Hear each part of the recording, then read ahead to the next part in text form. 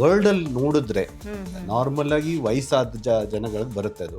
But ಇಂಡಿಯಾದಲ್ಲಿ ಏನಾಗ್ತದೆ ಅಂದ್ರೆ ಇದು ಸ್ವಲ್ಪ ಯಂಗ್ಸ್ಟರ್ಸ್ ಅಲ್ಲಿ ಕಾಣಿಸ್ಕೊತಾ ಇದೆ. ಅರ್ಲಿಯಾಗಿ ಕಂಡುಹಿಡಿದ್ರೆ success rate is the treatment rate is positivity is 100%. Common ಆಗಿ ನಾವು ಅನ್ಕೋತೀವಿ ಎಲ್ಲಾ ಟ್ಯೂಮರ್ ಅಥವಾ ಗಡ್ಡೆ ಇದ್ರದ್ದು ಕ್ಯಾನ್ಸರ್ ಅಂತ. ಸೊ ಕಿಡ್ನಿಯಲ್ಲಿ ಉಂಟಾಗುವಂತ ಎಲ್ಲಾ ಗಡ್ಡೆನೂ ಕೂಡ ಕ್ಯಾನ್ಸರೇ ಆಗಿರುತ್ತಾ? ಹೆಲ್ತ್ ಚೆಕಪ್ಸ್ಗಳು ತುಂಬಾ ಆಗ್ತಾ ಇದಾವೆ. That is one of the best thing. So scanning ಅಲ್ಲೇನೆ ಒಂದು ಸಣ್ಣ ಗಡ್ಡೆ ಅಥವಾ ಸಿಸ್ಟು ಆ ಥರ ಪಿಕಪ್ ಆಗುತ್ತೆ. ಎಲ್ಲಿ ಒಂದು ಮಿತಿ ಮೀರಿ ಒಂದು ಕಣಗಳು, ಕಿಡ್ನಿ ಕಣಗಳು ಬೆಳೆಯಕ್ಕೆ ಸ್ಟಾರ್ಟ್ ಆಗ್ತವೆ, ಅದಕ್ಕೆ ಕಿಡ್ನಿ ಕ್ಯಾನ್ಸರ್ ಅಂತ ಹೇಳ್ತಾರೆ. ರಕ್ತ ಕಾಣಿಸ್ಕೊಳುತ್ತೆ ಯೂರಿನಲ್ಲಿ. ಇನ್ಫೆಕ್ಷನ್ ಅಷ್ಟೇನಾ ಅಥವಾ ಅದ್ರ ಮುಂದೆ ಏನಾದ್ರು ಇದೆಯಾ ಅದನ್ನ ನೋಡ್ಕೊಳ್ಳೇಬೇಕು. ಇಲ್ಲ ಸೊಂಟದಲ್ಲಿ ನೋವು ಅಂದರೆ ಹೊಟ್ಟೆ ಹಿಂಭಾಗದಲ್ಲಿ ನೋವು ಬರಬಹುದು. ಎಲ್ಲರಿಗೂ ಬಿ ಪಿ ಇರುತ್ತೆ, ಇದೇನಿದು ನೀವು ಡಾಕ್ಟರ್ ಕಿಡ್ನಿ ಕ್ಯಾನ್ಸರ್ ಬಗ್ಗೆ ಮಾತಾಡ್ತಿದ್ದಾರೆ ಅಂದರೆ ಏನಂದರೆ ಈ ಕಿಡ್ನಿ ಕ್ಯಾನ್ಸರ್ ಒಂದೊಂದು ಸ್ರಾವಿಸತ್ತೆ, ಅಂದರೆ ಒಂದೊಂದು ಹಾರ್ಮೋನ್ ಸೆಕ್ರೆಟ್ ಮಾಡುತ್ತೆ. ಸೊ ಅದರಿಂದ ಬಿ ಪಿ ಜಾಸ್ತಿ ಮಾಡುತ್ತೆ. ತುಂಬ ಲೇಟ್ ಸ್ಟೇಜಲ್ಲಿ ಕಾಣಿಸ್ಕೊಳುತ್ತೆ. ಸ್ಟಾರ್ಟಿಂಗಲ್ಲಿ 100% ಗೊತ್ತಾಗಲ್ಲ. ಒಂದು ಕೋರ್ಸ್ ಆಂಟಿಬಯೋಟಿಕ್ ತೊಗೊಳೋಣ ಅಂತ ನಿಲ್ಲಿಸ್ಬಿಡ್ತಾರೆ. ಸೊ ಅದ್ರ ಬಗ್ಗೆ ಜಾಸ್ತಿ ತಲೆ ಕೆಡ್ಸ್ಕೊಳಲ್ಲ. ಉಷ್ಣ ಆಗಿದೆ ನನಗೆ, ಇದು ತೊಗೊಳ ಏನು ಎಳ್ನೀರು ಕುಡಿಯೋಣ ಅಂತಾರೆ. ಸೊ ಎಳ್ನೀರು ಕುಡಿದ್ರೆ ಉಚ್ಚೆ ಜಾಸ್ತಿ ಆಗುತ್ತೆ. ಉಚ್ಚೆ ಜಾಸ್ತಿ ಆದಾಗ ಸೊ ಡೆಫಿನೆಟ್ಲಿ ಅದು ಏನು ಕಾನ್ಸಂಟ್ರೇಟೆಡ್ ಬ್ಲಡ್ ಅನ್ನೋದು ಡೈಲ್ಯೂಟ್ ಆಗ್ಬಿಡುತ್ತೆ. ಬಟ್ ಅಂದರೆ ಕಿಡ್ನಿ ಟ್ಯೂಮರ್ಗಳು ಎಲ್ಲಿಗಂದ್ರೆ ಲಂಗ್ಸ್ಗೆ ಸ್ಪ್ರೆಡ್ ಆಗ್ಬೋದು, ಇಲ್ಲ ಅಂದರೆ ಬ್ರೈನಿಗೆ ಸ್ಪ್ರೆಡ್ ಆಗ್ಬೋದು. 5 ವರ್ಷ ಆದಮೇಲೆ ರೋಗಿ ಬದುಕ್ತಾನೋ ಇಲ್ವೋ ಅಥವಾ ಬದುಕಿದ್ರೆ ಎಷ್ಟು ಪರ್ಸೆಂಟೇಜ್ ಜನ ಬದುಕ್ತಾರೆ ಅಂತ ನೋಡಿದ್ರೆ 100% ಬದುಕ್ತಾರೆ. ಪ್ರತಿ ವರ್ಷ ಒಂದು ಸಿಂಪಲ್ ಅಲ್ಟ್ರಾಸೌಂಡ್ ಮಾಡೋದ್ರಲ್ಲಿ ಮಾಡ್ತಾ ಇದ್ದ. ಸೊ 25 ವರ್ಷ ಆದಮೇಲೆ ಮಾಡಿ ನೋಡಿದ್ರೆ ಒಂದು ಸಣ್ಣ ಗಡ್ಡೆ ಇತ್ತು. ಸೊ ಅದನ್ನು ಟ್ರೀಟ್ ಮಾಡಿದಾಗ ಪೇಷಂಟ್ ಬಿಕಮ್ ವೆರಿ ವೆಲ್. ಸಣ್ಣ ಮಕ್ಕಳಲ್ಲಿ ಆಗೋದು ಕಿಡ್ನಿ ಕ್ಯಾನ್ಸರ್ ಡಿಫ್ರೆಂಟು, ಅಡಲ್ಟ್ಸಲ್ಲಿ ಆಗೋದು cancers different. First important thing is surgery. So first ಸರ್ಜರಿಲಿ ಆಗಲಿಲ್ಲ ಅಂದ್ರೆ ಮಾತ್ರ ಅದರ್ ಮೊಡಾಲಿಟೀಸ್ ಹೋಗ್ತೀವಿ. ಡಾಕ್ಟರ್, ಈಗ 2 ಕಿಡ್ನಿಯಲ್ಲಿ ಒಂದು ಕಿಡ್ನಿಗೆ ಗೆಡ್ಡೆ ಆಗಿದೆ, ಅದು ಸಿವಿಯರ್ ಆಯಿತು, ಪ್ರಾಬ್ಲಮ್ ಆಯಿತು ಅಂದಾಗ ಈಗ ಒಂದು ಕಿಡ್ನಿಯಲ್ಲಿ ಬದುಕ್ತಾರೆ ಅನ್ನೋದು ನಮಗೆಲ್ರಿಗೂ ಗೊತ್ತಿರೋವಂಥದ್ದು. ಸೊ ಒಂದು ಕಿಡ್ನಿಯಲ್ಲಿ ಕ್ಯಾನ್ಸರ್ ಆಯಿತು ಅಂದರೆ ಮತ್ತೊಂದು ಕಿಡ್ನಿಯಲ್ಲಿ ಬದುಕೋಕೆ ಸಾಧ್ಯ ಇಲ್ವಾ? ಯಾರಿಗೆ ಬರುತ್ತೆ ಅಂತ ಇನ್ನೂ ಕಂಡು ಹಿಡಿದಿಲ್ಲ, ಯಾಕೆ ಆಗತ್ತೆ ಅಂತ. ಸೊ ಅದಕ್ಕೋಸ್ಕರನೇ ಪ್ರಿವೆಂಟಿವ್ ಮೆಜರ್ಸ್ಗಾಗಿನೇ ಅಲ್ಟ್ರಾಸೌಂಡ್ ಮಾಡಿಸ್ಕೊಳೋದು ಎವ್ರಿ ಇಯರ್ ಒಂದ್ಸಲ ಒಳ್ಳೇದು.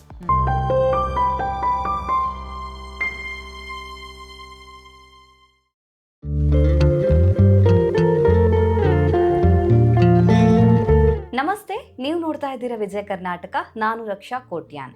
ಸಾಮಾನ್ಯವಾಗಿ ನಾವು ಕಿಡ್ನಿಯಲ್ಲಿ ಕಲ್ಲಾಗಿರೋದನ್ನು ಕೇಳಿರ್ತೀವಿ ಅಥವಾ ನೋಡಿರ್ತೀವಿ. ಆದರೆ ಕಿಡ್ನಿಯಲ್ಲೂ ಕೂಡ ಕ್ಯಾನ್ಸರ್ ಆಗುತ್ತೆ ಅನ್ನುವಂಥದ್ದು ತುಂಬ ಜನರಿಗೆ ಗೊತ್ತಿರೋದಿಲ್ಲ. ಆದರೆ ಕ್ಯಾನ್ಸರ್ ಅನ್ನುವಂಥದ್ದು ದೇಹದ ಬೇರೆ ಬೇರೆ ಭಾಗಗಳಲ್ಲಿ ಇರುತ್ತೆ. ಫಾರ್ ಎಕ್ಸಾಂಪಲ್ ಹೇಳಬೇಕು ಅಂತ ಹೇಳಿದರೆ ಬ್ರೆಸ್ಟಲ್ಲಿ ಬರ್ಬೋದು ಅಥವಾ ಬ್ಲಡ್ಡಲ್ಲಿ ಬರ್ಬೋದು. ಆದರೆ ಕಿಡ್ನಿಯಲ್ಲೂ ಕೂಡ ಕ್ಯಾನ್ಸರ್ ಆಗುತ್ತೆ. ಸೊ ಈ ವಿಚಾರದ ಬಗ್ಗೆ ಹೆಚ್ಚಿನ ಮಾಹಿತಿನ ತಿಳಿಸ್ಕೊಡೋದಕ್ಕೆ, ಅಂದರೆ ಇದು ಯಾವ ಕಾರಣಕ್ಕೋಸ್ಕರ ಆಗುತ್ತೆ, ಇದಕ್ಕೆ ಟ್ರೀಟ್ಮೆಂಟ್ ಯಾವ ರೀತಿಯಾಗಿರುತ್ತೆ, ಪ್ರಿಕಾಷನನ್ನು ಯಾವ ರೀತಿ ತೆಗೆದುಕೊಳ್ಬೇಕು ಅನ್ನೋದ್ರ ಬಗ್ಗೆ ಹೆಚ್ಚಿನ ಮಾಹಿತಿನ ತಿಳಿಸ್ಕೊಡೋದಕ್ಕೆ ಇವತ್ತು ನಮ್ಮ ಜೊತೆ ಇದ್ದಾರೆ doctor Manohar Bhadrappa, senior consultant, chief of urology, renal transplant surgeon and uro oncology surgeon, Manipal hospital, Sarjapur road. Doctor, ಕಾರ್ಯಕ್ರಮಕ್ಕೆ ಸ್ವಾಗತ. ನಮಸ್ಕಾರ. ಡಾಕ್ಟರ್, ಕಾಮನ್ ಆಗಿ ನಮಗೆ ಕಿಡ್ನಿಯಲ್ಲಿ ಏನಾದರೂ ಪ್ರಾಬ್ಲಮ್ ಇತ್ತು ಅಂತ ಕೇಳಿದ್ರೆ ಎಲ್ಲರೂ ಕೇಳೋದು ಕಿಡ್ನಿಯಲ್ಲಿ ಕಲ್ಲಿರೋದ್ರ ಬಗ್ಗೆ. ಆದರೆ ಕಿಡ್ನಿಯಲ್ಲೂ ಕೂಡ ಕ್ಯಾನ್ಸರ್ ಆಗುತ್ತೆ ಅಥವಾ ಮೂತ್ರಪಿಂಡದಲ್ಲಿ ಆಗುವಂಥ ಕ್ಯಾನ್ಸರ್ನ ಬಗ್ಗೆ ನಾವು ಹೇಳೋದಾದರೆ, ಸೊ ಈ ಮೂತ್ರಪಿಂಡದಲ್ಲಿ ಕ್ಯಾನ್ಸರ್ ಆಗೋದಂದ್ರೆ ಏನು, ಇದ್ರ ಬಗ್ಗೆ ತಿಳಿಸ್ಕೊಡಿ. ಓಕೆ. ಸೊ ಕಿಡ್ನಿ ಕ್ಯಾನ್ಸರ್ ಅಂತ ಹೇಳ್ಬೋದು, ಅರ್ಬುದ ರೋಗ ಅಂತ ಹೇಳ್ಬೋದು. ಸೊ ಈ ಕಿಡ್ನಿ ಕ್ಯಾನ್ಸರ್ ಅಂದರೆ, ಅರ್ಬುದ ರೋಗ ಅಂದರೆ ಎಲ್ಲಿ ಒಂದು ಮಿತಿ ಮೀರಿ ಒಂದು ಕಿಡ್ನಿ ಕಣಗಳು ಬೆಳೆಯಕ್ಕೆ ಸ್ಟಾರ್ಟ್ ಆಗ್ತವೆ, ಅದಕ್ಕೆ ಕಿಡ್ನಿ ಕ್ಯಾನ್ಸರ್ ಅಂತ ಹೇಳ್ತೀವಿ, ಅಂದರೆ ಮೂತ್ರಪಿಂಡ ಕ್ಯಾನ್ಸರ್ ಅಂತ. ಸೊ ಇದು ಒನ್ ಆಫ್ ದ, ಯಾಕೆ ಇದ್ರ ಬಗ್ಗೆ ಅಷ್ಟೊಂದು ಜಾಸ್ತಿ ಪೇಷಂಟ್ಸ್ಗಳು ತಿಳ್ಕೋಬೇಕು ಅಂತ ಜನಗಳು ಯಾಕೆ ತಿಳ್ಕೋಬೇಕು ಅಂದರೆ, this is one of the ಏನಂದರೆ ಇವಾಗ ಅಷ್ಟು ಅರ್ಬುದ ರೋಗಗಳಲ್ಲಿ ಒಟ್ಟಾಗಿ ನೋಡಿದ್ರೆ ಈ ಕಿಡ್ನಿ ಮೂತ್ರಪಿಂಡ ಅರ್ಬುದ ರೋಗನೇ 2% ಕಾನ್ಸ್ಟಿಟ್ಯೂಟ್ ಮಾಡುತ್ತೆ. So one of the commonest cancer in the whole body. ಅಂದರೆ ಇವಾಗ ರ್ಯಾಂಕಿಂಗ್ ವೈಸ್ ಕೊಡ್ತಾ ಹೋದ್ರೆ ಇದು 14ನೇ ಸ್ಥಾನಕ್ಕೆ ತಗೊಳುತ್ತೆ. So it is one of the most common cancers in the body. So kidney cancer ಮೂತ್ರಪಿಂಡ ರೋಗ, ಇನ್ನು ಅರ್ಬುದ ರೋಗ ಅಂತ ಹೇಳ್ತೀವಿ. ಇದು ಕ್ಯಾನ್ಸರಲ್ಲಿ one of the commonest cancer. So ಇದ್ರ ಬಗ್ಗೆ ಹೆಚ್ಚಿನ ಮಾಹಿತಿ ತಿಳ್ಕೊಂಡ್ರೆ ಜನಗಳಿಗೆ ಒಳ್ಳೆಯದು. ಏನ್ ಚೇಂಜಸ್ ಆಗುತ್ತೆ ಕಿಡ್ನಿಯಲ್ಲಿ ಈ ಸಂದರ್ಭದಲ್ಲಿ, ಅಂದ್ರೆ ಗೆಡ್ಡೆ ಉಂಟಾಗುತ್ತೆ, ಹೇಗಿರುತ್ತೆ ಅನ್ನೋದು? ಸೊ ಇದೇನಾಗುತ್ತೆ ಅಂದ್ರೆ, ಈ ಕ್ಯಾನ್ಸರ್ ಏನಾಗುತ್ತೆ, ಈ ವರ್ಲ್ಡಲ್ಲಿ ನೋಡಿದ್ರೆ ನಾರ್ಮಲ್ ಆಗಿ ವಯಸ್ಸಾದ ಜನಗಳಿಗೆ ಬರುತ್ತೆ ಅದು. 55 75 ವಯಸ್ಸಿನಲ್ಲಿ ನೋಡ್ತೀವಿ ಆ್ಯಕ್ಚುಲಿ ಇವಾಗ ವರ್ಲ್ಡ್ ಲಿಟ್ರೇಚರ್ ಅಂತ ನೋಡಿದ್ರೆ. ಬಟ್ ಇಂಡಿಯಾದಲ್ಲಿ ಏನಾಗ್ತದೆ ಅಂದರೆ ಇದು ಸ್ವಲ್ಪ ಯಂಗ್ಸ್ಟರ್ಸಲ್ಲಿ ಕಾಣಿಸ್ಕೋತಾ ಇದೆ. ಸೊ 35 to 40 ಯಂಗ್ಸ್ಟರ್ ಏಜ್ ಗ್ರೂಪ್ನ 35 45 ಗ್ರೂಪ್ ಏಜ್ ಗ್ರೂಪ್ನಲ್ಲೇ ಕಾಣಿಸ್ಕೊತಿದೆ. ಅದರಲ್ಲೂ ಈ ಕಿಡ್ನಿ ಕ್ಯಾನ್ಸರ್ ವರ್ಲ್ಡ್ ವೈಡ್ ಎಲ್ಲ ಇಡೀ ಪ್ರಪಂಚದಲ್ಲಿ ಹೆಚ್ಚಿನದಾಗಿ ಮೇಲ್ಸ್ ಗಂಡಸರಲ್ಲಿ ಜಾಸ್ತಿ ಕಾಣುತ್ತೆ. ಸೇಮ್ ಅದೇ ಥರ ಅದೇ ಲಕ್ಷಣಗಳು ಇಂಡಿಯಾದಲ್ಲೂ ಮೇಲ್ಸಲ್ಲೇ ಜಾಸ್ತಿ ಕಾಣಿಸ್ಕೊತಾ ಇದೆ. ಸೊ ಇದ್ರ ಬಗ್ಗೆ ಹೆಚ್ಚಿನ ತಿಳ್ಕೊಳ್ಳೇಬೇಕು. ಯಾಕಂದರೆ ಇದು ಅರ್ಲಿ ಟ್ರೀಟ್ಮೆಂಟ್, ಅರ್ಲಿ ಡಯಾಗ್ನೋಸಿಸ್, ಅರ್ಲಿಯಾಗಿ ಕಂಡುಹಿಡಿದ್ರೆ success rate is the treatment rate is positivity is 100%, almost 90 to 100%. So ಸಣ್ಣ ಟ್ಯೂಮರ್ ಇದ್ದಾಗನೇ ಕಂಡುಹಿಡ್ಕೊಂಡ್ರೆ ಬೇಗ the treatment will very good. Okay, common ಆಗಿ ನಾವು ಅನ್ಕೋತೀವಿ ಎಲ್ಲ ಟ್ಯೂಮರ್ ಅಥವಾ ಗಡ್ಡೆ ಇದ್ರದ್ದು ಕ್ಯಾನ್ಸರ್ ಅಂತ. ಸೊ ಕಿಡ್ನಿಯಲ್ಲಿ ಉಂಟಾಗುವಂಥ ಎಲ್ಲ ಗಡ್ಡೆನೂ ಕೂಡ ಕ್ಯಾನ್ಸರೇ ಆಗಿರುತ್ತಾ ಅಥವಾ ಅದಕ್ಕೂ ಸಪ್ರೇಟ್ ಆಗಿ ಗಡ್ಡೆನೆ ಅಂತ ಇರುತ್ತೆ, ಹೇಗೆ? ಸೊ ಈಗ ಏನಂದರೆ ಇವಾಗ ಒಳ್ಳೆ ನ್ಯೂಸ್ ಅಂದರೆ ಏನು ಹೇಳಬೇಕು ಅಂದರೆ ಈಗ ಹೆಲ್ತ್ ಚೆಕಪ್ಸ್ಗಳು ತುಂಬ ಆಗ್ತಾ ಇದ್ದಾವೆ. That is one of the best thing, preventive measure ಅಂತ ಹೇಳ್ಬಿಟ್ಟು ಜನಗಳು ಮುಂದೆ ಬರ್ತಾ ಇದ್ದಾರೆ. ಸೊ ಹೆಲ್ತ್ ಚೆಕಪ್ ಮಾಡಿಸ್ಕೋತಾರೆ. ಸಿಂಪಲ್ ಒಂದು ಅಲ್ಟ್ರಾಸೌಂಡ್ ಸ್ಕ್ಯಾನಿಂಗ್ ಅಂತ ಹೇಳ್ತೀವಿ ಕಾಮನ್ ಟರ್ಮಲ್ಲಿ. ಸೊ ಸ್ಕ್ಯಾನಿಂಗಲ್ಲೇ ಒಂದು ಸಣ್ಣ ಗಡ್ಡೆ ಅಥವಾ ಸಿಸ್ಟು ಆ ಥರ ಪಿಕಪ್ ಆಗುತ್ತೆ. ಒಂದ್ಸಲ ಆ ಸಿಸ್ಟು ಅಥವಾ ಗಡ್ಡೆ ಅಂತ ಕಂಡ್ಕೊಂಡ ತಕ್ಷಣ ನುರಿತ ವಿಜ್ಞಾನ ಡಾಕ್ಟರ್ ಹತ್ರ ಹೋದರೆ ಐ ಥಿಂಕ್ ಸೊ ಡೆಫಿನೆಟ್ಲಿ ಮುಂದೆ ಅದ್ರ ಬಗ್ಗೆ ಒಂದು CT ಮಾಡಿಸೋದಾಗಲಿ ಅಥವಾ MRI ಮಾಡಿಸೋದಾಗಿ ಮಾಡೋದ್ರಿಂದ ಆ ಗಡ್ಡೆ ಬಗ್ಗೆ ಹೆಚ್ಚಿನ ಮಾಹಿತಿ ತಿಳ್ಕೊಬೋದು. ಸೊ ಅದ್ರ ಮೇಲೆ ನಾವು ಟ್ರೀಟ್ಮೆಂಟ್ ಸ್ಟಾರ್ಟ್ ಮಾಡ್ತೀವಿ. ಸೊ ನಾರ್ಮಲಿ ಇವಾಗ ಗಡ್ಡೆ ಇದ್ದರೆ ನೀರಿನ ಗಡ್ಡೆ ಅಂತ ಬರುತ್ತೆ, ಸಿಸ್ ಅಂತ ಹೇಳ್ತೀವಿ. ಆ ಥರ ಇದ್ದಾಗ ಅಗೇನ್ ಅದರಲ್ಲೂ ಕ್ಲಾಸಿಫೈ ಮಾಡ್ತೀವಿ. ಅದರಲ್ಲಿ ಬಾಸ್ನೆಕ್ಸ್ 1 2 3 4 5 ಅಂತ ಹೇಳ್ತೀವಿ. ಸೊ ಅದನ್ನು ಕ್ಯಾರೆಕ್ಟರಿಸ್ಟಿಕ್ ಮಾಡಬೇಕಾಗತ್ತೆ. ನಾವು CT ಮಾಡಿಸ್ಬಿಟ್ಟು ಅಥವಾ MRI ಮಾಡಿಸಿ ನೋಡ್ತೀವಿ. ಅದ್ರ ತಕ್ಕಂಗೆ ನಾವು ಡಿಸೈಡ್ ಮಾಡ್ತೀವಿ ವೆದರ್ ಟು ಗೋ ಹೆಡ್, ಮುಂದೆ ಏನಾದ್ರು ಇದಕ್ಕೆ ಏನಾದ್ರು ಪರೀಕ್ಷೆಯನ್ನು ಮಾಡಬೇಕಾ ಅಥವಾ ಇದಕ್ಕೇನಾದ್ರು ಆಪ್ರೇಷನ್ ಮಾಡಬೇಕಾ, ಬೇರೆ ಏನಾದ್ರು ಬರೀ ನೀರು ತೆಗಿಬೇಕಾ, ಈ ಥರ ನೋಡಿಬಿಟ್ಟು ದೆನ್ ಟ್ರೀಟ್ಮೆಂಟ್ ಅದನ್ನು ಮುಂದುವರಿಸ್ತೀವಿ. So most of the time kidney tumours present ಆಗೋದೇನೆಂದರೆ ಈ ರಕ್ತ ಕಾಣಿಸ್ಕೊಳುತ್ತೆ ಯೂರಿನಲ್ಲಿ, ಆಯಿತಾ? ಸೊ ರಕ್ತ ಕಾಣಿಸ್ಕೊಂಡ ಕೆಲವ್ರು ಏನಾಗುತ್ತೆ, ಈ ರಕ್ತ ಕಾಣಿಸ್ಕೊಳೋದು ಜಸ್ಟ್ ಯೂರಿನರಿ ಟ್ರಾಕ್ಟ್ ಇನ್ಫೆಕ್ಷನ್ ಆದ ಮಾತ್ರಕ್ಕೇನು ಒಂದೊಂದ್ಸಲ ಯೂರಿನಲ್ಲಿ ಇನ್ಫೆಕ್ಷನ್ ಬ್ಲಡ್ ಕಾಣಿಸ್ಕೊಳುತ್ತೆ. ಬಟ್ ಹಾಗನ್ಬಿಟ್ಟು ನಾವು ಅದನ್ನು ನೆಗ್ಲೆಕ್ಟ್ ಮಾಡಬಾರ್ದು. ಸೊ ಮೂತ್ರದಲ್ಲಿ ರಕ್ತ ಕಾಣಿಸ್ಕೊಂಡ್ರೆ ವೆರಿ ಇಂಪಾರ್ಟೆಂಟ್, ಅದರಲ್ಲೂ ಗಂಡಸರಲ್ಲಿ. ಯಾಕಂದರೆ ಹೆಂಗಸರಲ್ಲಿ ಆದರೆ ನೀವು ಹೇಳ್ಬೋದು ಅದು ಇನ್ಫೆಕ್ಷನ್ ಅಂತ. ಬಟ್ ಆದರೆ ಗಂಡಸರಲ್ಲಿ ಮೂತ್ರದಲ್ಲಿ ರಕ್ತ ಕಾಣಿಸ್ಕೊಂತು ಅಂದರೆ ನಾವು ಡಬ್ಲಿ ಶೂರ್ ಮಾಡ್ಕೋಬೇಕು. ಅಂದರೆ ಎಕ್ಸ್ಟ್ರಾ ಒಂದು ಕೇರ್ ತೊಗೊಂಡ್ಬಿಟ್ಟು ಅದರಲ್ಲಿ ಇನ್ಫೆಕ್ಷನ್ ಅಷ್ಟೇನಾ ಅಥವಾ ಅದ್ರ ಮುಂದೆ ಏನಾದ್ರು ಇದೆಯಾ ಅದನ್ನು ನೋಡ್ಕೊಳ್ಳೇಬೇಕು. This is one of the thing. So ಅದಕ್ಕೋಸ್ಕರ ಮೂತ್ರಪಿಂಡ ಕ್ಯಾನ್ಸರ್ ಇವಾಗ ನೀವು ಕೇಳ್ದಂಗೆ ನೀವು ಏನು ಸಿಂಪ್ಟಮ್ಸ್ ಬರಬಹುದು, ಹೇಗೆ ಕಾಣಿಸ್ಕೋಬಹುದು ಅಂತ ಅಂದಾಗ, ಸೊ ಒಂದು ರಕ್ತ ಕಾಣಿಸ್ಕೋಬಹುದು, ಇಲ್ಲ ಸೊಂಟದಲ್ಲಿ ನೋವು ಅಂದರೆ ಹೊಟ್ಟೆ ಹಿಂಭಾಗದಲ್ಲಿ ನೋವು ಬರಬಹುದು. ಕೆಲವ್ರಿಗೆ ಒಂದೊಂದ್ಸಲ ಗಡ್ಡೆನೂ ಕಾಣಿಸ್ಕೊಳತ್ತೆ, ಅಂದರೆ ಏನೋ ಒಂಥರ ಸಿಗ್ತಾ ಇದೆ ಕೈಗೆ, ಆ ಥರನೂ ಅನ್ಸುತ್ತೆ. ಬಟ್ ಹಿಂಗೆಲ್ಲ ಇದ್ದಾಗ ಕೆಲವ್ರಿಗೆ ಒಂದೊಂದ್ಸಲ ಸಣ್ಣ ಯಂಗ್ ವಯಸ್ಸಿನಲ್ಲೇ BP ಕಾಣಿಸ್ಕೊಳತ್ತೆ. ಸೊ ಕೆಲವು ಸಲ ಏನಕ್ಕೆ BP ಕಾಣಿಸ್ಕೊಂಡು ನೀವು ಹೇಳ್ಬೋದು, ಅಯ್ಯೋ ಎಲ್ಲರಿಗೂ BP ಇರುತ್ತೆ, ಇದೇನಿದು ನೀವು ಡಾಕ್ಟರ್ ಕಿಡ್ನಿ ಕ್ಯಾನ್ಸರ್ ಬಗ್ಗೆ ಮಾತಾಡ್ತಿದ್ದಾರೆ ಅಂದರೆ ಏನಂದರೆ ಈ ಕಿಡ್ನಿ ಕ್ಯಾನ್ಸರ್ ಒಂದೊಂದು ಸ್ರವಿಸುತ್ತೆ, ಅಂದರೆ ಒಂದೊಂದು ಹಾರ್ಮೋನ್ ಸೆಕ್ರೆಟ್ ಮಾಡುತ್ತೆ. ಸೊ ಅದರಿಂದ BP ಜಾಸ್ತಿ ಮಾಡುತ್ತೆ. ಸೊ ಕೆಲವ್ರಿಗೆ ಪೇಷಂಟ್ಸ್ಗಳು ನನ್ನ ಹತ್ರ ಬಂದಾಗ ಖಾಲಿ BP ಇತ್ತು ಡಾಕ್ಟ್ರೇ, ಸ್ಕ್ಯಾನಿಂಗ್ ಮಾಡಿ ನೋಡಿದ್ರೆ ಏನೋ ಒಂದು ಸಣ್ಣ ಗಡ್ಡೆ ಕಾಣಿಸ್ಕೊತಾ ಇದೆ, ಇದೇನಿದು ಅಂತ ಬರ್ತಾರೆ. ಸೊ ಅವಾಗ ಆ ಥರದಲ್ಲೂ ಕಂಡುಕೊಂಡಿದ್ದು ಇದೆ. ಹಾಗಾದ್ರೆ ಈಗ ಕಿಡ್ನಿಯಲ್ಲಿರುವಂಥ ಎಲ್ಲ ಗಡ್ಡೆನೂ ಕ್ಯಾನ್ಸರೇ ಆಗಿರುತ್ತಾ? ಅದರಲ್ಲಿ ಏನಂದರೆ ಗಟ್ಟಿ ಗಡ್ಡೆ ಆದರೆ 70 to 80% ಅದು ಟ್ಯೂಮರ್ಸ್ ಇರುತ್ತೆ. ಬಟ್ ಅದರಲ್ಲೂ ಟ್ಯೂಮರ್ಸಲ್ಲೂ ಡಿಫ್ರೆಂಟ್ ಇರುತ್ತೆ. ಇವಾಗ ಬಿನೈನ್ ಅಂತ ಹೇಳ್ತೀವಿ, ಮ್ಯಾಲಿಗ್ನೆಂಟ್ ಅಂತ ಹೇಳ್ತೀವಿ. ಬಿನೈನ್ ಮ್ಯಾಲಿಗ್ನೆಂಟ್ ಅನ್ನೋದನ್ನ ಒಂದು CT ಮಾಡೋದ್ರಿಂದ ಒಂದು ಐಡಿಯಾ ಬರುತ್ತೆ. ಅಂದರೆ 100% ಗ್ಯಾರಂಟಿ ಗೊತ್ತಾಗಲ್ಲ, CT ಮಾಡೋದು ಒಂದು ಐಡಿಯಾ ಬರುತ್ತೆ. ಅದ್ರ ಮುಂದೆ ತಕ್ಕಂಗೆ ನಾವು ಡಿಸೈಡ್ ಮಾಡ್ತೀವಿ ಯಂಗ್ಸ್ಟರ್ಸು ಏನಾಗಿದೆ, ಹೌ ಇಸ್ ದ, ಅಂದರೆ ಲೈಕ್ ಈ CTಲಿ ಕೆಲವೊಂದು ಅಂಶಗಳಿದ್ದಾವೆ, ಅದು ಕ್ರೈಟೀರಿಯಾ ಫುಲ್ಫಿಲ್ ಮಾಡ್ತಾ ಹೋದರೆ then will be concluding okay ಇದು ಕ್ಯಾನ್ಸರ್ ಥರ ಕಾಣಿಸ್ತಾ ಇದೆ.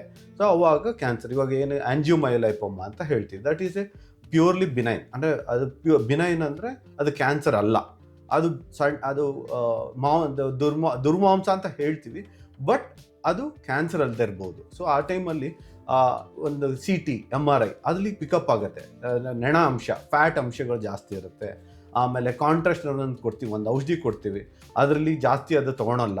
ಈ ಥರ ಬಿನೈನ್ ಗಡ್ಡೆಗಳು ಈ ಕಾಂಟ್ರಾಸ್ಟ್ ಕೊಟ್ಟಿರೋದನ್ನು ತಗೊಳ್ಳಲ್ಲ. ಸೊ ಅದ್ರ ತಕ್ಕಂಗೆ ಅದನ್ನು ಎಲ್ಲ ಕೋರ್ಲೇಟ್ ಮಾಡಿಬಿಟ್ಟು then we decide that okay this is a benign gland, this is a cancerous gland, ಇದಕ್ಕೆ ಇವ್ರಿಗೆ ಟ್ರೀಟ್ಮೆಂಟ್ ಮಾಡಬೇಕು, ಅದು ಡಿಸೈಡ್ ಮಾಡಿ. ಡಾಕ್ಟರ್, ಈಗ ಮಾತಾಡ್ತಾ ನೀವು ಹೇಳಿದ್ರಿ ಮೂತ್ರದಲ್ಲಿ ರಕ್ತ ಬರಬಹುದು ಅಂತ ಯೂರಿನ್ ಪಾಸ್ ಮಾಡ್ಬೇಕಾದ್ರೆ. ಈಗ ಯೂರಿನ್ ಪಾಸ್ ಮಾಡ್ಬೇಕಾದ್ರೆ ಸ್ಮೆಲ್ ಬಂದ್ರೆ ಅದು ಸಿಂಪ್ಟಮ್ ಆಗಿರುತ್ತಾ? ಮೂತ್ರದಲ್ಲಿ ಸ್ಮೆಲ್ ಬಂದ್ರೆ most of time it will be urinary tract infection.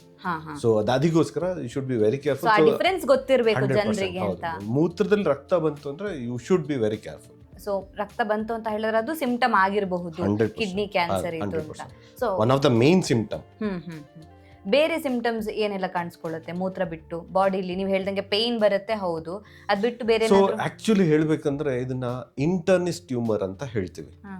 ಇಂಟರ್ನಿಸ್ tumour ಅಂದ್ರೆ, ಇಂಟರ್ನ್ ಅಂದ್ರೆ ಈ 5 ವರ್ಷ MBBS ಓದಾದ್ಮೇಲೆ ಏನು 1 ವರ್ಷ ಮಾಡ್ತೀವಿ, ಅದನ್ನ ಟ್ರೈನಿಂಗ್ ತಗೋತೀವಿ, ಅವ್ರಿಗೆ ಇಂಟರ್ನ್ ಅಂತ ಹೇಳ್ತೀವಿ.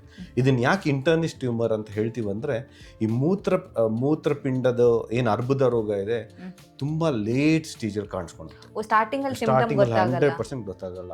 ಸೊ ಕೆಲವೊಂದು ಅದಕ್ಕೆ ಇಂಟರ್ನಿಸ್ ಟ್ಯೂಮರ್ ಅಂದರೆ ಅದರಲ್ಲಿ ಈಗ ಹೇಗೆ ಅಂದರೆ ಇವಾಗ ವೆಯ್ಟ್ ಲಾಸ್ ಕಾಣುತ್ತೆ, ಸ್ಟಾಫರ್ ಸಿಂಡ್ರೋಮ್ ಅಂತ ಹೇಳ್ತೀವಿ, ಕೆಲವೊಂದು ಥ್ರಾಂಬೋಸಿಸ್ ಥರ ಆಗುತ್ತೆ, ರೇಸ್ಡ್ ESR ಅಂತ ಹೇಳ್ತೀವಿ.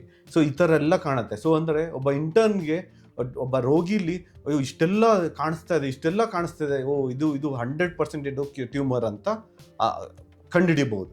ಅದಕ್ಕೋಸ್ಕರ ಇದಕ್ಕೆ ಇಂಟರ್ನಿಸ್ ಟ್ಯೂಮರ್ ಅಂತಾನೆ ಹೇಳ್ತೀವಿ. ಬಟ್ ಅಷ್ಟು ಲೆವೆಲ್ ಹೋಗಬೇಕು ಅಂದರೆ ತುಂಬ ಲಾಸ್ಟ್ ಸ್ಟೇಜ್ಗೆ ಹೋಗಿದೆ ಅಂತ. ಸೊ ಲಾಸ್ಟ್ ಸ್ಟೇಜಲ್ಲಿ ಹೋದರೆ ದ ಟ್ರೀಟ್ಮೆಂಟ್ ಆ್ಯಂಡ್ ಇದು ವೆರಿ ಡಿಫಿಕಲ್ಟ್ ಆ್ಯಂಡ್ ಸರ್ವೈವಲ್ ಉಳಿಯೋದು ತುಂಬ ಕಷ್ಟ. ಸೊ ಅದಕ್ಕೋಸ್ಕರನೇ ಸಣ್ಣ ಗಡ್ಡೆ ಇದ್ದಾಗ ತಗೊಂಡ್ರೆ, ಸೊ ಆಮೇಲೆ ಮುಂದೆ ಹೇಳ್ತಾ ಹೋಗ್ತೀನಿ ಅದು ಎಷ್ಟೆಷ್ಟು ಯಾವ್ಯಾವ ಸ್ಟೇಜಲ್ಲಿ ಎಷ್ಟೆಷ್ಟು ಆಗುತ್ತೆ ಅಂತ ನಿಮ್ಗೆ ಐಡಿಯಾ ಬರುತ್ತೆ. ಯಾಕೆ ಈ ಅರ್ಲಿ ಸ್ಟೇಜಲ್ಲಿ ಈ ಡಯಾಗ್ನೋಸ್ ಮಾಡಿದ್ರೆ ಕಿಡ್ನಿ ಟ್ಯೂಮರ್ಗೆ ಹೆಲ್ಪ್ ಆಗುತ್ತೆ ಅಂತ ನಾನು ಹೇಳ್ತೀನಿ ಮುಂದೆ. ಓಕೆ, ಹಾಗಿದ್ರೆ ಅದು ಸಿಂಪ್ಟಮ್ಸ್ ಗೊತ್ತಾಗದೇ ಇರೋದೇ one of the main drawback ಅಂತಲೇ ಹೇಳ್ಬೋದಲ್ಲ. ಹಾಗಿದ್ರೆ ಯಾವ ಸ್ಟೇಜ್ ಅಲ್ಲಿ ಗೊತ್ತಾಗುತ್ತೆ? ಸೊ ನಾರ್ಮಲಿ ಹೆಲ್ತ್ ಚೆಕಪ್ ಅಲ್ಲೇ ಗೊತ್ತಾಗ್ಲೇಬೇಕು ಅಂದ್ರೆ ಕೊನೆ ಸ್ಟೇಜ್ ಅಲ್ಲೇ ಗೊತ್ತಾಗೋದು ಆಕ್ಚುಲಿ. ಸೊ ಏನಂದ್ರೆ ಒಂದ್ಸಲ ಬ್ಲಡ್ ಬಂದಿರುತ್ತೆ, ಅವಾಗ ನೆಗ್ಲೆಕ್ಟ್ ಮಾಡ್ತಾರೆ. ಒಂದು UTI ತರ ಇನ್ಫೆಕ್ಷನ್ ಆಗಿದೆ ನನಗೆ, ಒಂದು ಮಾತ್ರೆ 1 ಕೋರ್ಸ್ ಆಂಟಿಬಯೋಟಿಕ್ ತಗೊಳ್ಳೋಣ ಅಂತ ನಿಲ್ಲಿಸ್ಬಿಡ್ತಾರೆ. ಸೊ ಅದ್ರ ಬಗ್ಗೆ ಜಾಸ್ತಿ ತಲೆ ಕೆಡ್ಸ್ಕೊಳಲ್ಲ. ಉಷ್ಣ ಆಗಿದೆ ನನಗೆ, ಇದು ತಗೋಣ, ಏನು ಎಳ್ನೀರು ಕುಡಿಯೋಣ ಅಂತಾರೆ. ಸೊ ಎಳ್ನೀರು ಕುಡಿದ್ರೆ ಉಚ್ಚೆ ಜಾಸ್ತಿ ಆಗುತ್ತೆ. ಉಚ್ಚೆ ಜಾಸ್ತಿ ಆದಾಗ ಸೊ ಡೆಫಿನೆಟ್ಲಿ ಅದು ಏನು ಕಾನ್ಸಂಟ್ರೇಟೆಡ್ ಬ್ಲಡ್ ಅನ್ನೋರುತ್ತೆ ಡೈಲ್ಯೂಟ್ ಆಗಿಬಿಡುತ್ತೆ. ಸೊ ಪೇಷಂಟ್ಗಳು ಕಾಣಿಸೋದು ನಿಂತೋಗುತ್ತೆ. ಸೊ ಜಾಸ್ತಿ ನೀರು ಕುಡಿಯೋಕ್ಕೆ ಸ್ಟಾರ್ಟ್ ಮಾಡಿಬಿಡ್ತಾರೆ. ಸೊ ಜಾಸ್ತಿ ನೀರು ಕುಡಿದ್ರೆ ಜಾಸ್ತಿ ಉಚ್ಚೆ ಬರುತ್ತೆ, ಜಾಸ್ತಿ ಉಚ್ಚೆ ಕುಡಿದ್ರೆ ಬ್ಲಡ್ಡು ಕಾಣಿಸ್ಕೊಳಲ್ಲ. ಸೊ ಅವಾಗ ಏನು ಅನ್ಕೋತಾರೆ, ನಂದೆಲ್ಲ ಕ್ಯೂರ್ ಆಯಿತು ಅಂತ ನಿಲ್ಲಿಸ್ಬಿಡ್ತಾರೆ ಕೆಲವು. ಸೊ ಹೀಗೆ ಒಂದು ಮುಂದೆ ಮಾಡ್ತಾ ಹೋದ್ರೆ ಸ್ಟೇಜ್ಗಳು ನೆಕ್ಸ್ಟ್ ಹೋಗುತ್ತೆ ಅಷ್ಟೇ. ಸೊ ಅದಕ್ಕೆ ನೆಗ್ಲೆಕ್ಟ್ ಮಾಡಬಾರ್ದು. ಸೊ ಇದ್ರ ಸ್ಟೇಜಸ್ ಬಗ್ಗೆ ಹೇಳಿ ಡಾಕ್ಟರ್. ಸೊ ಇದು ಮೊದಲಾಗಿದ್ರೆ ಸ್ಟೇಜ್ 1, ಸ್ಟೇಜ್ 2, ಸ್ಟೇಜ್ 3, ಸ್ಟೇಜ್ 4 ಅಂತ ಇದ್ರು. ಬಟ್ ಈಗ ಏನಾಗಿದೆ ಅಂದ್ರೆ TNM ಸ್ಟೇಜಿಂಗ್ ಅಂತ ಹೇಳ್ತೀವಿ. T ಅಂದ್ರೆ tumour size, T1, T2, T3, T4 ಅಂತ ಹೇಳ್ತೀವಿ.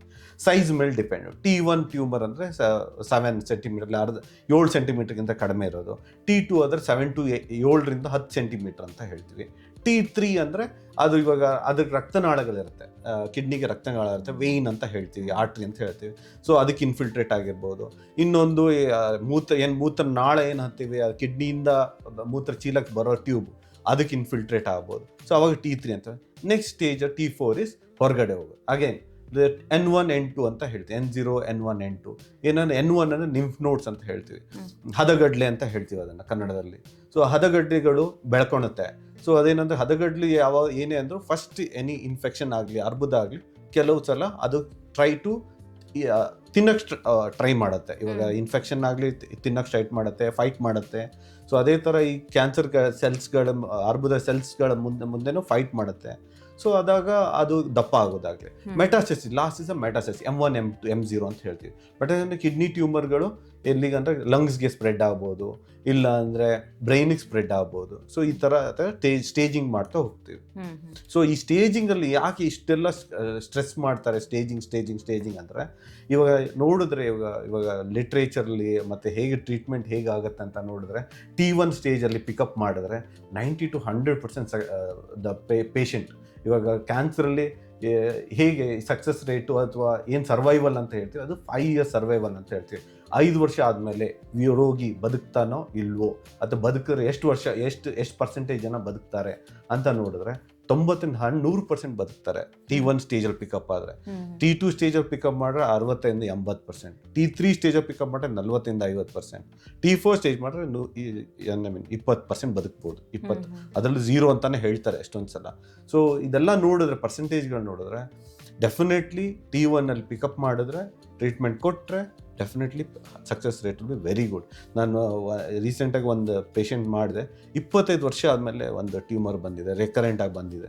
ಸೊ ಅದಕ್ಕೆ ಅವಾಗ ಅವನು 25 ವರ್ಷದ ಕೆಳಗೆ ಅವ್ನು ಕಿಡ್ನಿ ಕಳ್ಕೊಂಡ. ಒಂದು ಕಿಡ್ನಿ ಸ್ವಲ್ಪ ದೊಡ್ಡ ಇತ್ತು ಅಂತ ಅಂದರು. ಸೊ ಕಿಡ್ನಿ ಕಳ್ಕೊಳೋ ಪರಿಸ್ಥಿತಿ ಬಂತು. ಇನ್ನೊಂದು ಕಿಡ್ನಿಲಿ ಸಣ್ಣ ಗಡ್ಡೆಯಾಗಿ ಬಂದಿತ್ತು. ಸೊ ಅರ್ಲಿ ಸ್ಟೇಜಲ್ಲೇ ಅವಾಗಿಂದ ವರ್ಷ ಅವನು ಆ ಪೇಷಂಟು ಪ್ರತಿ ವರ್ಷ ಒಂದು ಸಿಂಪಲ್ ಅಲ್ಟ್ರಾಸೌಂಡ್ ಮಾಡೋದಾಗಿ ಮಾಡ್ತಾ ಇದ್ದ. ಸೊ 25 ವರ್ಷ ಆದಮೇಲೆ ಮಾಡಿ ನೋಡಿದ್ರೆ ಒಂದು ಸಣ್ಣ ಗಡ್ಡೆ ಇತ್ತು. ಸೊ ಅದನ್ನು ಟ್ರೀಟ್ ಮಾಡಿದಾಗ patient become very well in fact. So ಯಾವ ಸ್ಟೇಜಲ್ಲಿ ನಾವು ಟ್ರೀಟ್ಮೆಂಟ್ ತಗೋತೀವಿ ಅನ್ನೋದು ತುಂಬಾ ಇಂಪಾರ್ಟೆಂಟ್ ಆಗಿರುತ್ತೆ. ಓಕೆ ಡಾಕ್ಟರ್, ಆಗಲೇ ಹೇಳಿದ್ರಿ ನೀವು ಮಾತಾಡ್ತಾ ಸಿಂಪ್ಟಮ್ ಸ್ಟಾರ್ಟಿಂಗ್ ಗೊತ್ತಾಗಲ್ಲ ಅಂತ. ಸೊ ಈ ಕಾರಣಕ್ಕೋಸ್ಕರ ನಾನು ಈ ಒಂದು ಕಿಡ್ನಿ ಕ್ಯಾನ್ಸರನ್ನು ಸೈಲೆಂಟ್ ಕಿಲ್ಲರ್ ಅಂತ ಕರೆಯೋದು? ಹೌದು, ಅದಕ್ಕೋಸ್ಕರನೇ ಸೈಲೆಂಟ್ ಕಿಲ್ಲರ್ ಅಂತ ಹೇಳೋದು. ಸೊ ಏನಂದರೆ ಈ ಕೊನೆ ಸ್ಟೇಜಲ್ಲಿ ಕಾಣಿಸ್ಕೊಳೋದ್ರಿಂದನೇ ಅದು ಏನಂದರೆ ಪೇಷಂಟ್ಸ್ಗೂ ಗೊತ್ತಾಗೋದ್ರೊಳಗೆ ಎಲ್ಲ ಕಡೆ ಸ್ಪ್ರೆಡ್ ಆಗುತ್ತೆ. ಸೊ ಹೆಲ್ತ್ ಚೆಕಪ್ಸ್ ಪ್ರತಿ ವರ್ಷ ಮಾಡಿಸ್ಕೊಳೋದ್ರಿಂದ ಅರ್ಲಿ ಡಯಾಗ್ನೋಸ್ ಮಾಡಿದ್ರೆ ಅರ್ಲಿ ಟ್ರೀಟ್ಮೆಂಟ್ ಮಾಡಿದ್ರೆ ಜಾಸ್ತಿ ರಿಕವರಿ ಆಗುವಂತದ್ದು, ಸಕ್ಸಸ್ ರೇಟ್ ಕೂಡ ಜಾಸ್ತಿ ಇರುತ್ತೆ. ಡಾಕ್ಟರ್, ಹಾಗಿದ್ರೆ ಕಿಡ್ನಿ ಕ್ಯಾನ್ಸರ್ ಉಂಟಾಗೋದಕ್ಕೆ ಕಾರಣಗಳೇನು? ಸಿಂಪ್ಟಮ್ಸ್ ಬಗ್ಗೆ ಆಲ್ರೆಡಿ ಹೇಳಿದ್ರಿ, ಯಾವ ರೀಸನ್ಗೆ? ಈಗ ರಿಸ್ಕ್ ಫ್ಯಾಕ್ಟರ್ಸ್ ಬಗ್ಗೆ ನೀವು ಕೇಳ್ತಾ ಇದ್ದೀರಾ. ಸೊ ಆ್ಯಕ್ಚುಲಿ ಕಿಡ್ನಿ ಕ್ಯಾನ್ಸರಲ್ಲಿ ಇದು ಮಾಡಿದ್ರೆ ಇದು 100% ಆಗುತ್ತೆ ಅಂತದೊಂದು ಕಂಡು ಹಿಡ್ದಿಲ್ಲ. ಬೇಸಿಕ್ಲಿ ಕೆಲವೊಂದು ರಿಸ್ಕ್ ಫ್ಯಾಕ್ಟರ್ಸ್ ಇದು ಮಾಡಿದ್ರೆ, ಈ ಫಾರ್ ಎಕ್ಸಾಂಪಲ್ ಧೂಮಪಾನ ಮಾಡೋದು, ತಂಬಾಕು ಯೂಸ್ ಮಾಡೋದು, it has been proved there is a twice the risk rate ಅಂತ. 100% there is a double the risk. ಯಾರು ಟೊಬ್ಯಾಕೊ ತೊಗೊಳಲ್ಲ ಅಥವಾ ಧೂಮಪಾನ ಮಾಡಲ್ಲ ಅವರಲ್ಲಿ ಕಂಪೇರ್ ಮಾಡಿದ್ರೆ ಡೆಫಿನೆಟ್ಲಿ ಮಾಡೋರಲ್ಲಿ ಡಬಲ್ 200% ರೈಸ್ ಇದೆ ಅಂತ ರಿಸರ್ಚ್ ಹೇಳುತ್ತೆ. ಸೊ ಅದಾದ್ಮೇಲೆ ದೆನ್ ಒಬೇಸಿಟಿ ಅಂತ ಹೇಳ್ತೀವಿ, ದಪ್ಪ ಹೆಚ್ಚಿನದಾಗಿ ತೂಕ ಆಗೋದು, ಅದನ್ನು one of the risk factor ಅಂತ ಹೇಳ್ತಾರೆ. ನೆಕ್ಸ್ಟು ಕೆಲವರಲ್ಲಿ ಲಾಂಗ್ ಸ್ಟ್ಯಾಂಡಿಂಗ್ ಡಯಾಲಿಸಿಸ್, ಎಲ್ಲಿ ಮೂತ್ರ ವೈಫಲ್ಯ ಆಗಿ ಡಯಾಲಿಸಿಸಲ್ಲಿ ಇರ್ತಾರೆ ಆ ಪೇಷಂಟ್ಸ್ಗಳಲ್ಲೂ ಕ್ಯಾನ್ಸರ್ಗಳು ಕಾಣಿಸೋದು ಸಾಧ್ಯತೆ ಇದೆ. ಇನ್ನೊಂದು ಏನಂದರೆ, ಕೆಲವೊಂದು ಇವಾಗ ಯಾರು ವರ್ಕ್ ಮಾಡ್ತಾರೆ ಅಲ್ಲಿ ಬ್ಯಾಟ್ರಿಗಳಲ್ಲಿ ಅಥವಾ ಕ್ಯಾಡ್ಮಿಯಮ್ ಎಲ್ಲಿ ಯೂಸ್ ಮಾಡ್ತಾರೆ, ಲಿಥಿಯಮ್ ಎಲ್ಲಿ ಯೂಸ್ ಮಾಡ್ತಾರೆ, ಅಂಥ ಫ್ಯಾಕ್ಟ್ರಿಗಳಲ್ಲಿ ವರ್ಕ್ ಮಾಡೋ ಇದರಲ್ಲಿ ಸ್ವಲ್ಪ ಜಾಸ್ತಿ ಇದೆ ಅಂತ ಕಂಡು ಹಿಡಿದಿದ್ದಾರೆ, ಕ್ಯಾಡ್ಮಿಯಮ್, ಆಸ್ಬೆಸ್ಟೋಸ್ ಅದೆಲ್ಲ. ಸೊ ಓಕೆ, ಈಗ ಟೈಪ್ಸ್, ಆ ಗೆಡ್ಡೆ ಉಂಟಾಗುವಂತ ಪೊಸಿಷನ್ ಮೇಲೆ ಟೈಪ್ಸ್ ಇರುತ್ತಾ ಹೇಗೆ ಕಿಡ್ನಿ ಕ್ಯಾನ್ಸರ್ ಅಲ್ಲಿ?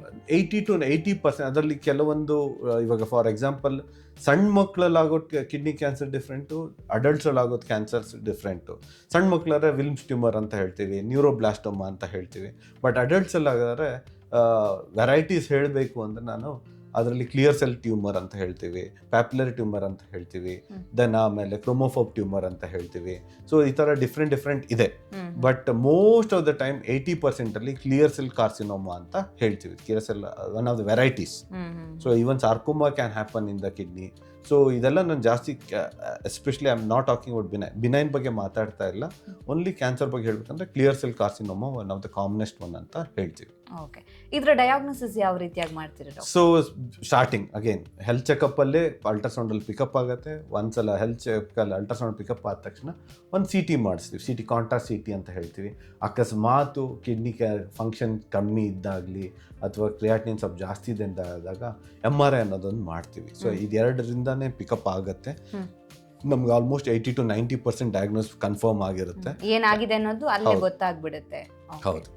ಟ್ರೀಟ್ಮೆಂಟ್ ವಿಷಯಕ್ಕೆ ಬಂದಾಗ ಆಗಲೇ ಹೇಳಿದಾಗೆ ಟೈಪ್ಸ್ ಆಫ್ ಕಿಡ್ನಿ ಕ್ಯಾನ್ಸರ್ನ ಮೇಲೇನೆ ಟ್ರೀಟ್ಮೆಂಟ್ ಡಿಪೆಂಡ್ ಆಗಿರುತ್ತಾ? ಒಂದು ಸ್ಟೇಜಸ್ ಹೌದು, ಅರ್ಲಿ ಡಯಾಗ್ನೋಸಿಸ್ ಮಾಡಿದ್ರೆ ಬೇಗ ಗೊತ್ತಾಗುತ್ತೆ, ಟ್ರೀಟ್ಮೆಂಟ್ ಆಗುತ್ತೆ, ಬೇಗ ಕ್ಯೂರ್ ಆಗುತ್ತೆ ಅಂತ.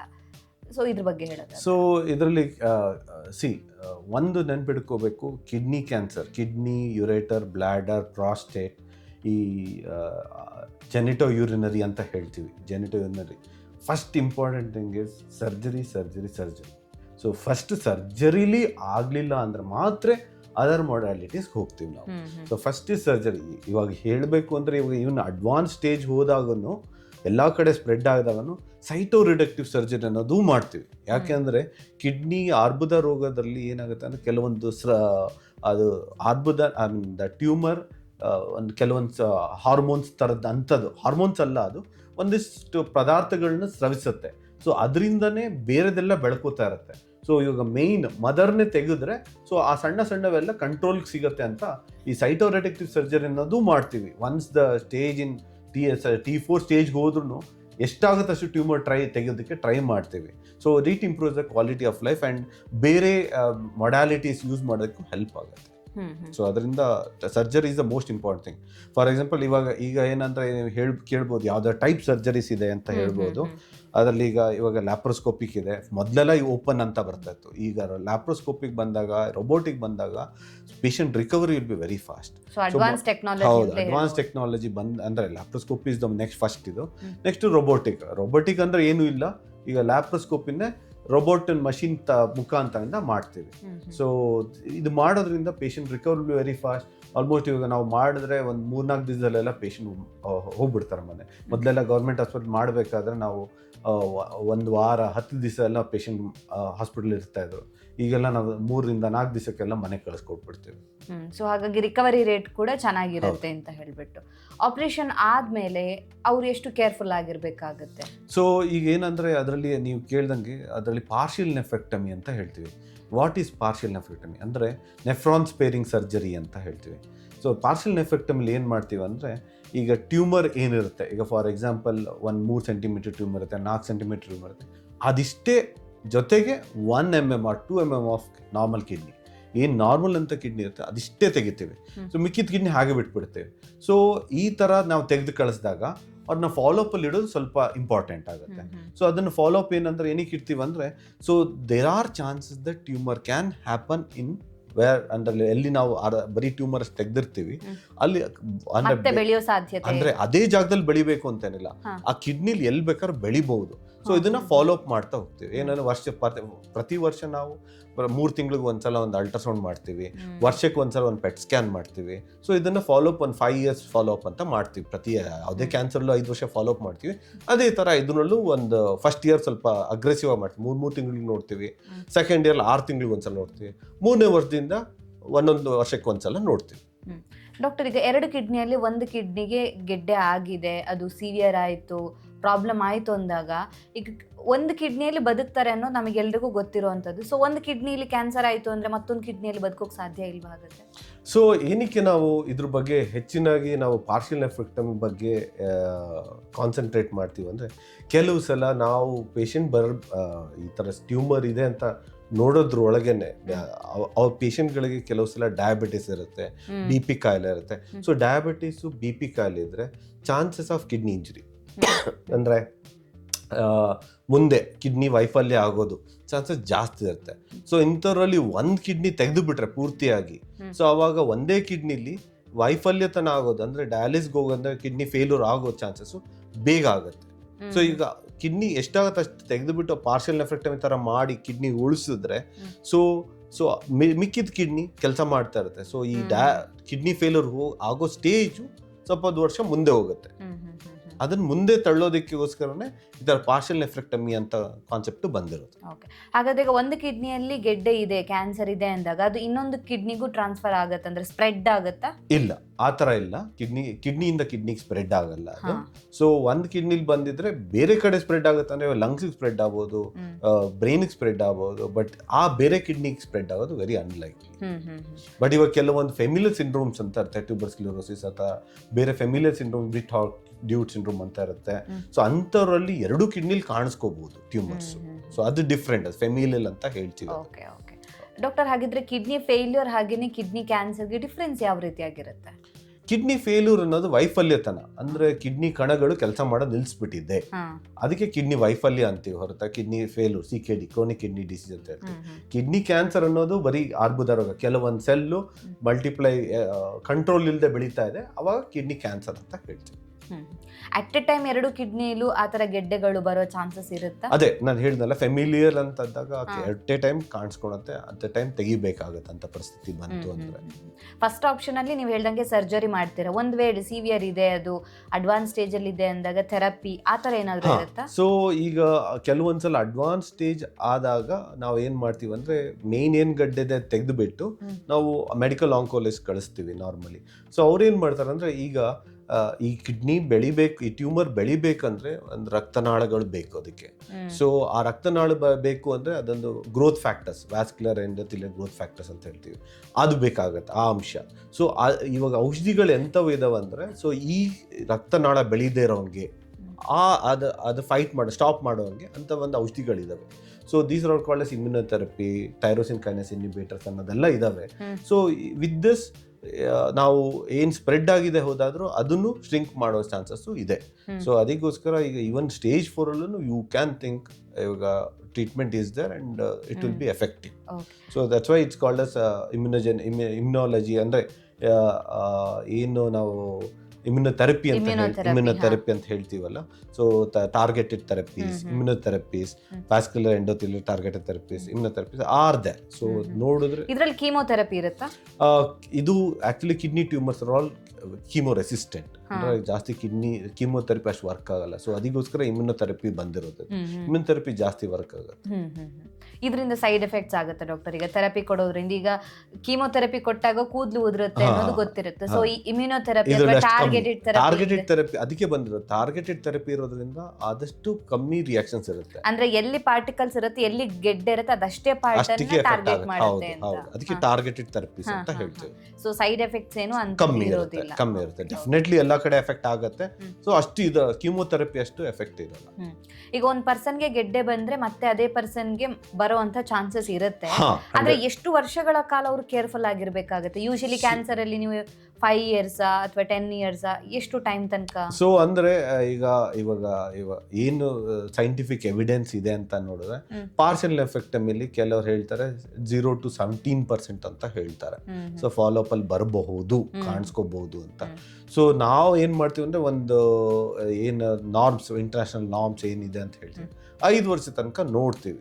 ಸೊ ಅದಾದ್ಮೇಲೆ ಅವ್ರ ಇಷ್ಟ, ನಾವು ಅಷ್ಟು ತನಕ ನಾವು ಫಾಲೋ ಅಪ್ ಮಾಡ್ತೀವಿ. ಬಟ್ ಬೆಟರ್ ಮಾಡಿಸ್ಕೊಡ್ತಾ ಇದ್ರೆ ಒಳ್ಳೇದು. ಡಾಕ್ಟರ್, ಈಗ ಸಿಂಪ್ಟಮ್ ಅಲ್ಲಿ ಇನ್ನೊಂದು ವಿಷಯ ಕೇಳಬೇಕು ಅಂತ ಹೇಳಿದ್ರೆ, ಯೂಶಲಿ ಕೆಲವ್ರದ್ದು ಮುಖ ಅಥವಾ ಬಾಡಿ ನೋಡಿದಾಗ ಗೊತ್ತಾಗುತ್ತೆ. ಮುಖ ಏನಾದ್ರು ಊದ್ಕೊಂಡಿದ್ರೆ ನಿಂಗೆ ಏನಾದ್ರು ಕಿಡ್ನಿ ಸಮಸ್ಯೆ ಇದೆಯಾ ಅಂತ ಡೌಟ್ ಪಡ್ತಾರೆ.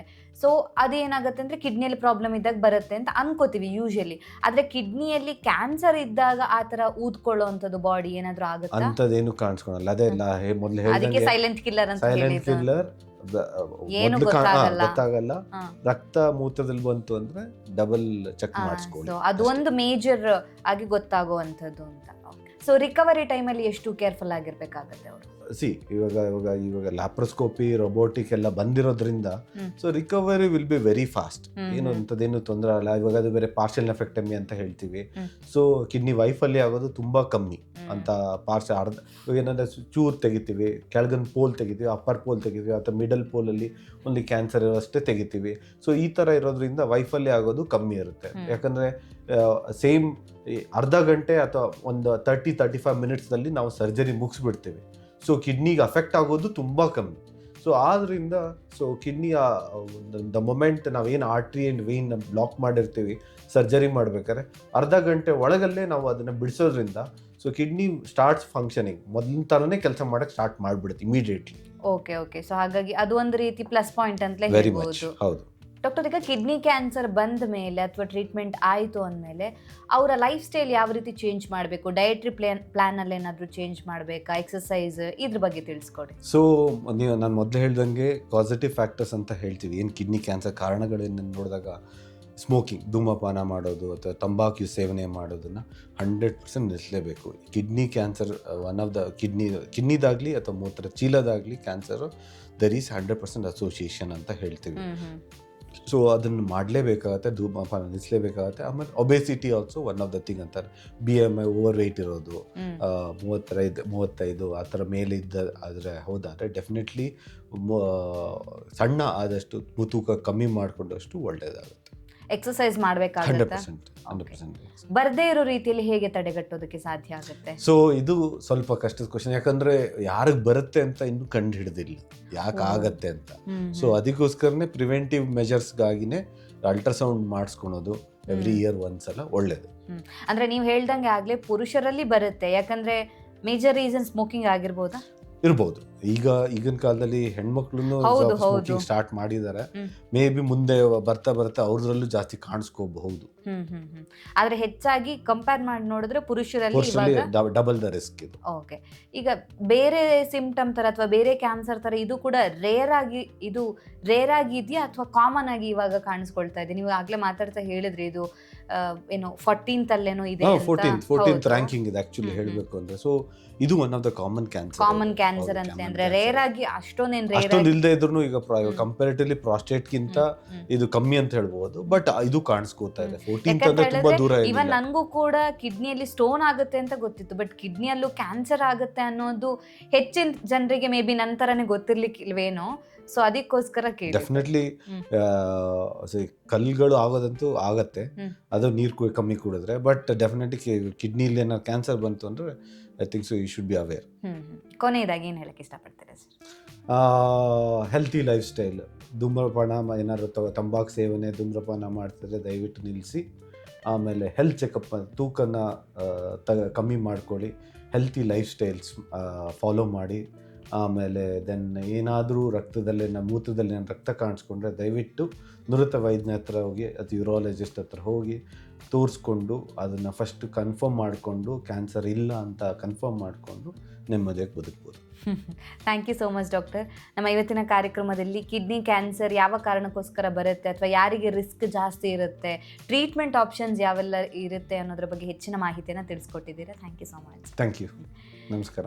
ನಮ್ಮ ಇವತ್ತಿನ ಕಾರ್ಯಕ್ರಮದಲ್ಲಿ ಕಿಡ್ನಿ ಕ್ಯಾನ್ಸರ್ನ ಬಗ್ಗೆ ಡಾಕ್ಟರ್ ನಮಗೆ ಹೆಚ್ಚಿನ ಮಾಹಿತಿಯನ್ನು ತಿಳಿಸ್ಕೊಟ್ಟಿದ್ದಾರೆ. ಆರೋಗ್ಯಕ್ಕೆ ಸಂಬಂಧಿಸಿದಂಥ ಹೆಚ್ಚಿನ ವಿಡಿಯೋಗಳನ್ನು ನಮ್ಮ ವಿಜಯ ಕರ್ನಾಟಕ ಹೆಲ್ತ್ ಪೇಜ್ನಲ್ಲಿ ನೀವು ನೋಡಬಹುದು.